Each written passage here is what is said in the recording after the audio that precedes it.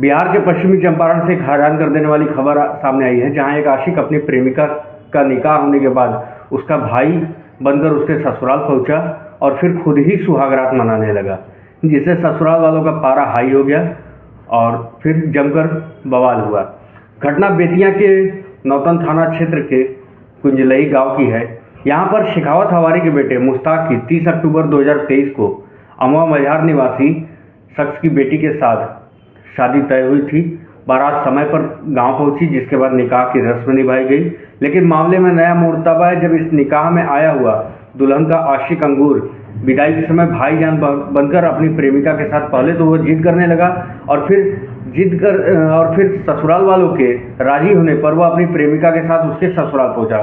ससुराल वाले अभी तक उसे उसका भाईजान ही समझ रहे थे, लेकिन उन लोगों को क्या पता था कि भाई के भेष में यह तो प्रेमिका का जान निकलेगा। प्रेमिका के ससुराल पहुंचे आशिक अंगूर आलम ने रात में ही प्रेमिका के साथ कमरे में सोने की जिद भी कर ली। ससुराल वाले भी दुल्हन का भाई समझकर बात मान गए, लेकिन किसी ने दोनों को उस कमरे में आपत्तिजनक हालत में सुहागरात मनाते हुए देख लिया। फिर क्या था, लोगों ने अंगूर आलम की जमकर पिटाई भी की और साथ ही में जमकर बवाल किया। ग्रामीणों ने आशिक अंगूर आलम की पिटाई करने के बाद उस युवक का सिर भी मुंडवा दिया। आपत्तिजनक हालत में आशिक के साथ पकड़े जाने के बाद भी नाराजगी जताते हुए लड़की ने अपने परिजनों को फोन करके आशिक के साथ रहने की जिद की। दोनों पहले से ही मोहब्बत करते थे, लेकिन परिजनों ने जरीना का जो निकाह है वो कहीं और कर दिया।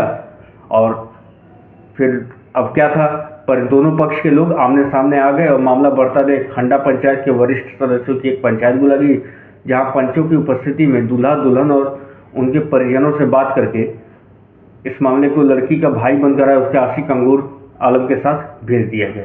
दुल्हन के निकाह से साफ इनकार करने पर पंचों ने दोनों पक्षों के बीच कागजी प्रक्रिया को पूरा कर दुल्हन को उसके माता पिता और आशिक अंगूर आलम के साथ लौटा दिया।